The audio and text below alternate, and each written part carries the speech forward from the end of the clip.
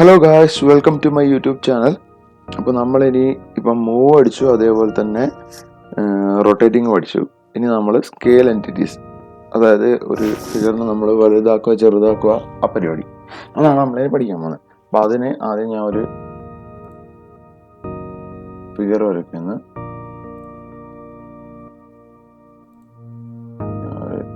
Rectangle വരച്ച് ഇനി ഞാൻ ഇവിടുന്ന് സ്കെയിൽ എൻറ്റിറ്റീസ് എടുക്കുകയാണ്. സ്കെയിൽ എൻറ്റിറ്റീസ് എടുക്കുമ്പോൾ നിങ്ങൾ കണ്ടോ, ഓൾറെഡി ഞാൻ ആ ഫിഗർ സെലക്റ്റഡ് ആയിരുന്നതുകൊണ്ട് ഓൾറെഡി നമുക്ക് സെലക്ട് ചെയ്യുന്ന സ്കെയിൽ, അതായത് എൻറ്റിറ്റീസ് ടു സ്കെയിലിൽ ഓൾറെഡി അല്ലാതെ അതിന് വന്ന് അത് നമുക്ക്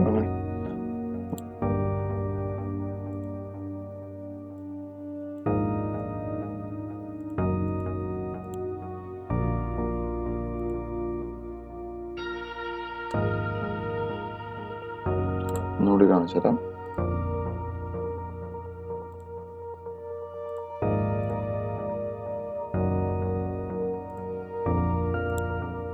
റെക്ടാങ്കിൾ വരച്ച്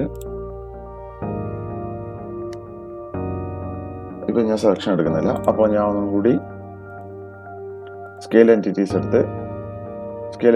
എടുത്താൽ ഇപ്പോൾ കണ്ടോ ഇവിടെ സെലക്ട് ആയിട്ടില്ല. നമുക്കപ്പോൾ ആദ്യം നമുക്ക് ഈ ഫിഗർ സെലക്ട് ചെയ്യാൻ വേണ്ടിയിട്ട് നമ്മൾ ആദ്യം ഈ ബോക്സിൽ ക്ലിക്ക് ചെയ്യണം. അതായത് ഈ സ്കെയിൽ എൻറ്റിറ്റീസ് ടു സ്കെയിൽ എന്ന് പറയുന്ന ബോക്സിൽ ക്ലിക്ക് ചെയ്യാം. എന്നിട്ട് ഇത് സെലക്ട് ചെയ്യാം ഫുള്ളായിട്ട്. ഇതാ നമുക്ക് സ്കെയിൽ ചെയ്യാനുള്ള എല്ലാ സാധനങ്ങളും, അതായത് മൊത്തം ലൈൻസും അതേപോലെ പോയിന്റ്സും എല്ലാം സെലക്ട് ചെയ്യാൻ വന്നിട്ടുണ്ട്. ഇനി എങ്ങനെ സ്കെയിൽ ചെയ്യുന്നതെന്ന് വെച്ചിട്ട് ഇവിടെ പാരാമീറ്റേഴ്സിൽ സ്കെയിൽ എബൌട്ട് ഉണ്ട്. ഈ സ്കെയിൽ എബൌട്ട് എന്ന് പറയുന്നത് നമ്മളെ ബേസ് പോയിന്റ് ആണ്. അതായത് ഏത് ബേസ് പോയിന്റിന്റെ ബേസിലാണ് ഈ സാധനം സ്കെയിൽ ചെയ്യേണ്ടത്. ഞാൻ ഈ പോയിന്റ് ബേസ് പോയിന്റ് ആയിട്ട് എടുത്ത്, എന്നിട്ട് ഇവിടെ അപ്പോൾ അതിൻ്റെ അടിയിൽ കൊടുത്തിരിക്കുന്നത് എങ്ങനെയാണ് സ്കെയിൽ ചെയ്യേണ്ടത്, സ്കെയിൽ ചെയ്യുന്ന റേറ്റ് എങ്ങനെയാണ്. അപ്പം ഞാൻ എന്തെന്ന് വെച്ചാൽ ഇതാ ഇവിടെ 2 അടിച്ചു കഴിഞ്ഞാൽ ഈ ബോക്സിന്റെ 2 ഇരട്ടിയാണ്. 2 മീൻസ് ഇതാണ്. അത് ഈ ഒരു ഡിസ്റ്റൻസ് ഡബിളായി. ഈ ഒരു ഡയഗണൽ ഡിസ്റ്റൻസ് ശരിക്കും പറഞ്ഞാൽ ഡബിൾ ആവുന്നത്. ഇനി 3 ആക്കുകയാണെങ്കിൽ ഇതണ്ട, ഈ ഡിസ്റ്റൻസ് ഇതായിരുന്നു സെൻട്രൽ വരെയുള്ള ഡിസ്റ്റൻസ്, അത് 1, 2, 3 3 ടൈംസ് ആയി.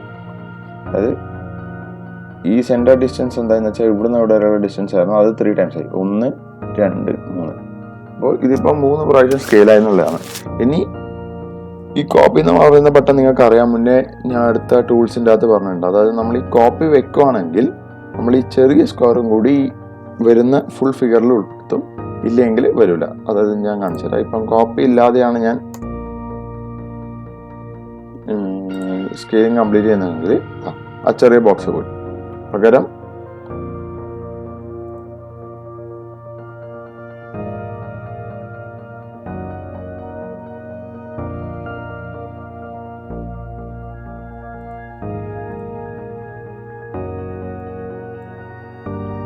അങ്ങനെ ഞാനിപ്പോൾ സ്കെയിൽ ചെയ്യുന്നത് കോപ്പിയും കൂടി കൊടുത്തിട്ടാണെങ്കിൽ നമ്പർ ഓഫ് കോപ്പീസ്, എത്ര കോപ്പി വേണമെന്നുള്ളത്, അത് എത്ര കോപ്പി വേണമെന്നുള്ളത് നമുക്ക് അടിച്ചിട്ട് കാണിക്കാൻ പറ്റും. കോപ്പി ടൂൾ ഇതാണ്. അതായത് എത്ര കോപ്പീസ് വേണമെന്നുള്ളത് കാണിക്കാൻ വേണ്ടിയിട്ടാണ് കോപ്പി ടൂൾസ് ഉപയോഗിക്കുന്നത്. അപ്പോൾ നമ്മൾ ഈ ബോക്സ് കൂടി അവിടെ വരും, ചെറിയ ബോക്സും കൂടി ഉൾപ്പെടുത്തിയിട്ടാണ് ഫിഗർ വരുന്നത്. ഇനി അതേപോലെ തന്നെ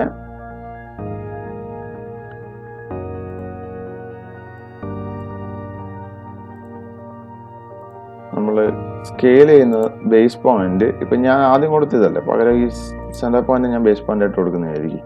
അപ്പോൾ